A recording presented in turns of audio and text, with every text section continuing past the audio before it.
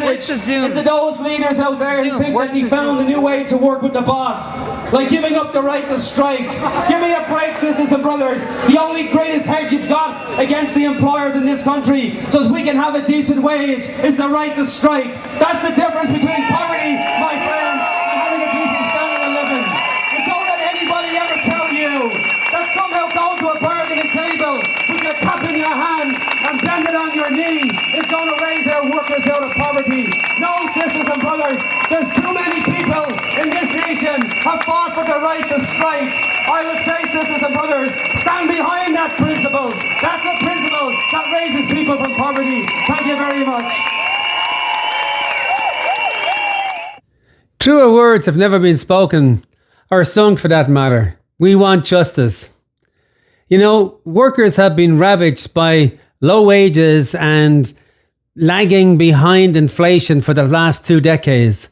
But finally, unions have managed to get their mojo back. Conditions have never been better for making gains at the bargaining table. With tight labour markets combined with high corporate profits, it's an ideal situation for unions to be going to the bargaining table. Recent settlements have been outstripping inflation right across the country. High-profile strikes, led by CUPE education workers, the Metro retail workers, and the BC dock workers, to speak of just a few, have led a resurgence in militancy within the labour movement. And in the midst of all of this, one of the major unions in the province, OSSTF, incredulously have turned around and are recommending withholding the right to strike and going to interest arbitration at the behest of the Ontario Conservative government. It is an incredible decision by one of the most respected unions in Ontario. Let us take a look at 10 reasons as to why this is a bad deal for union members. Number 1, local issues.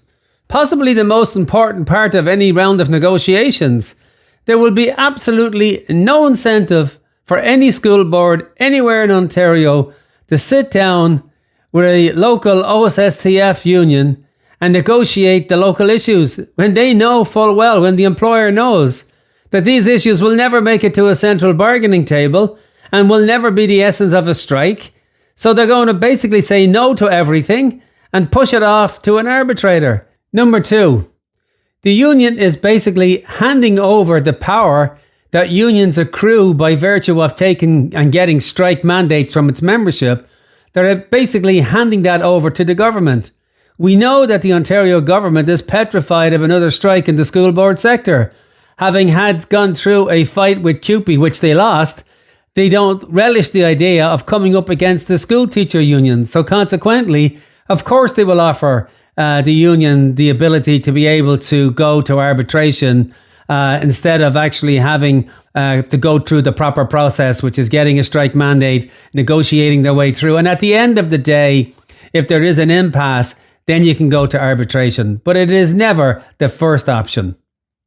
Number 3, the government has absolutely zero interest in negotiating fairly with the union, because they will know all they have to do is come in with a low ball offer and the arbitrator is more than likely going to split it down the middle. It is highly unlikely that the government is going to sit down and bargain in good faith and address all of the major concerns that the union has got before going in front of an arbitrator. Number 4, arbitrators have not been known to force employers in any sector to hire more staff. And one of the key elements, obviously, of teachers going to a bargaining table is to address the question of class sizes. And when you address class sizes, the only way to address it is to hire more staff. It is highly unlikely that an arbitrator is going to turn around and order the Ontario government to hire more staff. Number 5, the unilateral decision by OSSTF to go to an arbitrator basically undermines the other 3 school teacher unions in the sector. Why on earth would they do this without consulting with the other unions and also having a strategic plan that the 4 unions could go and in solidarity do the collective bargaining, which obviously the collective strength of 150,000 teachers is far superior to that and 55,000 teachers from OSSTF. This just makes no sense at any level. Number 6, this decision demobilizes and demoralizes your membership. There is no agitation now in the workplace. There is no mobilization taking place. There's no organizing taking place. It is all put to bed because the members now will sit back and believe, oh, the local executive is going to take care of this because it's going to go to an arbitrator and he's going to tell us what we're going to have. I don't think that's a wise decision. Number 7, one of the most important elements of any round of negotiations is the ability of the membership to say yes or no to what the offer is that's put before them. That decision has been taken out of their hands. They won't get a vote. They'll be basically told by an arbitrator, this is what you're going to get for the next 3 or 4 years. That's not democracy. Number 8, it makes it easier for governments, and particularly a Tory government, to restrict the right to strike for workers. Sure, they cannot take it away because now a charter right, but they can certainly undermine it by declaring large swaths of workers to be essential. They've done that in the UK, they've done it in other parts of Canada. And now we've opened up the door by basically going to interest arbitration and saying we're not willing to use the right to strike.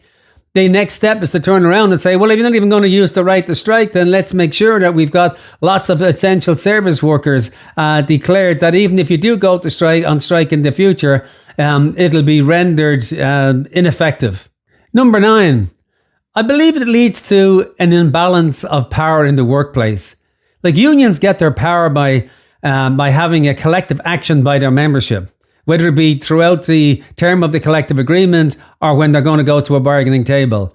Giving your union a strong strike mandate, and if they even turn around and reject the contract and they go out on strike, that gives tremendous power to the union, and it sends a signal to the local school boards that you can't just push the local union around, or you can't push local union members around because they have a large, powerful organisation behind them. When you decide to give up basically that power and hand it over to the government, you've essentially undermined the ability of the local union to be able to defend its members in the workplace. Number 10, and very important, and that is the labour movement has fought for decades to win the right to strike, to make sure that it was embedded in the Charter of Rights. Lord knows how many strikes we've had over the years, and how many groups of workers in all sectors that have been ordered back to work by undemocratic decisions by various governments. We now have the right to strike. And here we have one of the most, respected unions, one of the largest unions in the country, turning around and basically saying, well, that's great, but we don't want to use it. You've got to start to think beyond just your own union and think about the broader labour movement. It is fine and dandy for OSSTF to say, we're going to go to an arbitrator and get a great collective agreement and leave the Catholic teachers and the elementary teachers and the French school boards swinging in the wind. I mean, that's just not right at any level. And, at some point, there's going to have to be some solidarity in the labour movement where unions begin to think in a strategic way beyond just their own issues and say, how does this impact on the broader labour movement? And that's the way I see it, folks. You've been listening to Straight Talk with Sid Ryan.